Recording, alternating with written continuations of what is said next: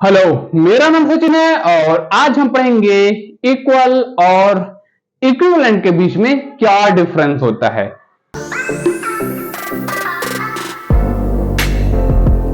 तो आज मेरे प्यारे दोस्तों, आइए समझते हैं इक्वल और इक्विवेलेंट के बीच में क्या डिफरेंस होते हैं। ठीक है, तो यहां बोला गया है equal mean same in all aspects, same in all aspects, while equivalent mean similar but not identical।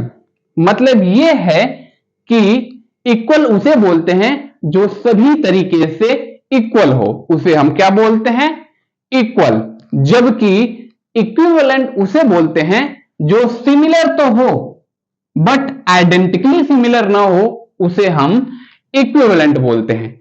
अगर हम एग्जाम्पल से देखें तो 2 इज इक्वल टू 2, यह है इक्वल क्योंकि इसके लेफ्ट साइड में भी क्या है, 2 है, राइट साइड में भी क्या है, 2 है। और इसी 2 इज इक्वल टू 2 को जब हम इस तरीके से लिखेंगे 1 प्लस 1 इज इक्वल टू 2, तो ये क्या है, ये जो है इक्विवेलेंट है। ठीक है, इसका मतलब same in all aspect, equal मतलब सेम इन ऑल एस्पेक्ट, यहां भी 2 यहां भी 2। और इक्विवेलेंट का मतलब सिमिलर तो है, 1 प्लस 1 2 ही ना होगा, तो similar but identically not similar. ठीक है, आइडेंटिकली ये सिमिलर नहीं दिख रहा है। यहां देखेंगे इसके लेफ्ट साइड में 1 प्लस 1 है, इज इक्वल टू 2 आया हुआ है। ठीक है, जैसे दूसरा कोई एग्जांपल लेते हैं, ये है 1/2 is equal to 1/2, left side में 1/2, राइट साइड में 1/2, यहां भी क्या है, इक्वल है। अगर हमें इसी 1/2 का इक्विवेलेंट लिखना होगा तो क्या होगा, 1/2 का इक्विवेलेंट होगा 2/4। ठीक है, 1/2 का इक्विवेलेंट होगा 2/4 और 2/4 का इक्विवेलेंट होगा 3/6। अब सभी यहां भी फाइनल आंसर इसके जैसा ही आएगा, इक्विवेलेंट का जो फाइनल आंसर होगा इक्वल के जैसा ही आएगा। अगर इसको हम सॉल्व करेंगे 1 प्लस 1 तो क्या हो जाएगा, 2 इज इक्वल टू 2। ठीक है, इक्विवेलेंट वाला आंसर भी क्या आएगा, इक्वल के जैसा ही आएगा, बट ये जो है आइडेंटिकली सेम नहीं होता है। यहां 1 प्लस 1 इज इक्वल टू 2 है और यहां भी आप देखेंगे तो 1/2 इज इक्वल टू 2 है, बट इक्विवेलेंट 1/2 का देखेंगे तो 1/2 का इक्विवेलेंट 2/4, 2/4 सब 1/2 भी जो है 2/4 भी 1/2 का इक्विवेलेंट है, 3/6 भी 1/2 का इक्विवेलेंट है। अगर हम इन दोनों को सॉल्व करेंगे जो 1/2 के इक्वल ही आएगा। ठीक है, अगर हम 2/4 को सॉल्व करेंगे तो क्या आ जाएगा, 2 1 2, 2 2 4, 1/2 इज इक्वल टू 2। और 1/2 को अगर 3/6 को सॉल्व करेंगे, 3 1 3, 3 2 6, तो 1/2 की इक्वल आया। ठीक है, देख लिए, तो इक्विवेलेंट का फाइनल आंसर क्या होता है, इक्वल होता है, बट जो इक्विवेलेंट होता है सिमिलर तो होता है बट आइडेंटिकली सिमिलर नहीं होता है। उसकी पहचान आइडेंटिटी मतलब पहचान, इसकी पहचान आप देखेंगे 1/2 से हो रही है, इसकी पहचान 2/4 से हो रही है, इसकी 3/6 से हो रही है। ठीक है, ये सिमिलर तो होगा, इक्विवेलेंट वाला जो एग्जांपल हम देख रहे हैं ये सिमिलर तो होगा लेकिन आइडेंटिकली सिमिलर नहीं होगा। और दूसरा एग्जांपल लेते हैं, जैसे इक्विवेलेंट फ्रैक्शन का, इक्विवेलेंट फ्रैक्शन, इक्विवेलेंट फ्रैक्शन का एग्जांपल ले लेते हैं। जैसे 1/2 का इक्विवेलेंट क्या हो जाएगा, 2/4, यहां तो हमने एग्जांपल पहले से ही ले लिया है, 3/4 हो जाए, 3/6 हो जाएगा, 3/6 हो जाएगा और 4/8 भी हो सकता है। सभी का जो है, सभी ये क्या है, इक्विवेलेंट फ्रैक्शन है। और जो इक्विवेलेंट फ्रैक्शन होता है उसका फाइनल आंसर ये जो होता है इसी के बराबर आएगा। तो 1/2 का जितना भी 2/4, 3/6, 4/8 है, सभी क्या है, 1/2 के इक्वल होगा। तो ये सब आइडेंटिकली इक्वल नहीं दिख रहे हैं लेकिन ये है इक्वल, तो इसीलिए हम इसे क्या बोलेंगे, इक्विवेलेंट। तो 1/2 2/4 को सॉल्व करेंगे 1/2 आएगा, 3/6 को सॉल्व करेंगे 1/2 आएगा, 4/8 को सॉल्व करेंगे क्या आएगा, 1/2 ही आएगा। तो 1/2 का जितना भी इक्विवेलेंट फ्रैक्शन है ये है, आगे तक जा सकता है। ये तो इक्विवेलेंट आपने फ्रैक्शन समझ लिया। अब इक्विवेलेंट हम इक्विवेलेंट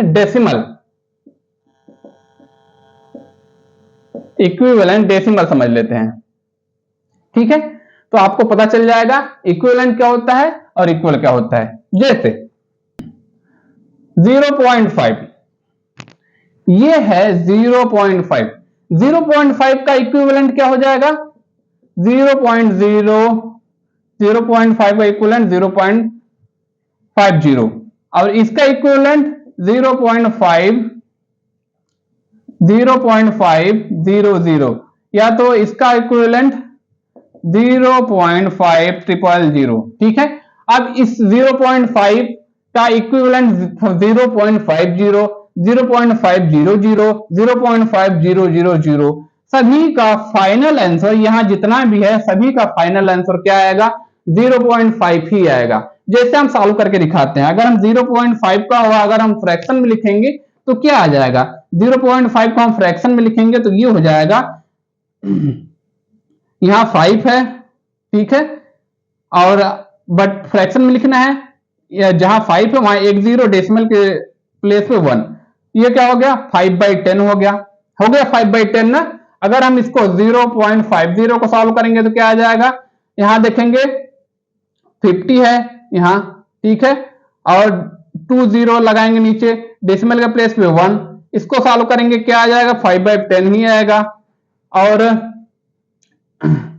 और ये वाला ले लेते हैं 0.500 है ना, इसको सॉल्व करेंगे क्या आ जाएगा 500 ऊपर से लिख लेंगे और नीचे वाला 1 2 3 3 0 डेसिमल के प्लेस पे 1, इसको सॉल्व करेंगे तो क्या आ जाएगा 5/10 ही आएगा। ठीक है, देख लीजिए सभी का फाइनल आंसर क्या आने वाला है 0.5 या तो 5/10 ही आने वाला है, बट आइडेंटिकली क्या है, ये इक्वल नहीं दिख रहे हैं, तो इसे हम क्या बोलेंगे, इक्विवेलेंट। 0.5 अब समझते हैं, सॉल्व करते हैं इक्विवेलेंट से रिलेटेड कुछ क्वेश्चंस को। ठीक है, तो यहां पहला वाला क्वेश्चन है, choose a fraction equivalent to 5/3। हमें 5/3 के इक्विवेलेंट फ्रैक्शन को ढूंढना है। हमें 5/3 का इक्वल फ्रैक्शन नहीं, 5/3 का इक्वल फ्रैक्शन नहीं ढूंढना है। 5/3 का इक्वल क्या हो जाएगा, 5/3 ही होगा। हमें 5/3 का इक्वल फ्रैक्शन नहीं, इक्विवेलेंट फ्रैक्शन ढूंढना है। ठीक है, तो जिसको सॉल्व करने पे फाइनल आंसर 5/3 आएगा वही फ्रैक्शन इक्विवेलेंट होगा, किसके, 5/3 के। तो इसको सॉल्व करेंगे तो आ जाएगा 2 2 4 2 4 8 और 1, इसको सॉल्व करेंगे 1/2 आएगा, तो ये नहीं होगा। ठीक है, इसको सॉल्व करेंगे 5 2 10 3 2 6, तो ये आ चुका है 5/3 के इक्वल, तो ये वाला फ्रैक्शन होगा 5/3 के इक्विवेलेंट। इसको सॉल्व करेंगे 3 3 9 3 8 24, ये नहीं आएगा, तो ये भी नहीं होगा। 5 3 15 3 4 5 3 15, ये भी नहीं होगा, ये भी नहीं होगा। तो 5/3 के इक्विवेलेंट क्या हो जाएगा, 10/6। 5/3 के इक्विवेलेंट हो जाएगा 10/6, लेकिन इक्विवेलेंट का फ्रैक्शन ये होता है, अगर ये नहीं लगाएंगे फिर भी इक्विवेलेंट ही रहेगा। 5/3 के इक्विवेलेंट क्या हो जाएगा, 10/6 हो जाएगा। सेकंड वाला क्वेश्चन देखते हैं, choose a fraction equivalent to 5/6। 5/6 का मतलब 5/6 का इक्विवेलेंट फ्रैक्शन क्या हो जाएगा, तो 5/6 का इक्विवेलेंट फ्रैक्शन ढूंढना है, इक्वल फ्रैक्शन नहीं ढूंढना है। तो 5/6 का इक्वल तो 5/6 ही होगा, तो हमें इक्वल नहीं ढूंढना है, इक्विवेलेंट ढूंढना है, तो इसको हमने काट दिया। ठीक है, तो फर्स्ट वाला है 5/6, ये भी नहीं होगा, 6/5 है, और ये है दो दो ये है 5 5 जा 25, 5 3 जा 5 6 जा 30, तो यही होगा 5/6 के इक्विवेलेंट 25/30 होगा। ठीक है, अब थर्ड वाला एग्जांपल है, two fraction 4/15 and 12/x are equivalent, find the value of x। ये है 4/15 और 12/x है। यहां जो है ये फ्रैक्शन पहले से ही बोल दिया गया है, ये एक दूसरे के इक्विवेलेंट है। इक्विवेलेंट है लेकिन इक्वल नहीं है, इक्वल फ्रैक्शन नहीं, इक्विवेलेंट ढूंढना है। ठीक है, तो 4/15 का इक्विवेलेंट 12/x है, तो x की वैल्यू हमें निकालनी है। x की जगह क्या होगा, तो सॉल्व करेंगे क्या हो जाएगा, सामने सामने डिवाइड हो सकता है, 2 2 जा 4, 2 6 जा 12। ठीक है, 2 1 जा 2, 2 3 जा 6। ठीक है, यहां 1 है, 1/15 है, 15 काट दिया था हम, सॉरी, 1/15 है, यहां 3/x है। इसको सॉल्व करेंगे, x का मल्टीप्लाई 1 के साथ x आएगा, इसका मल्टीप्लाई 45 आएगा। ठीक है, x इक्वल टू 45, तो यहां x की वैल्यू क्या आएगी, 45 आएगी, मतलब ये वाला फ्रैक्शन, ये वाला आंसर सही है, ये सब गलत है।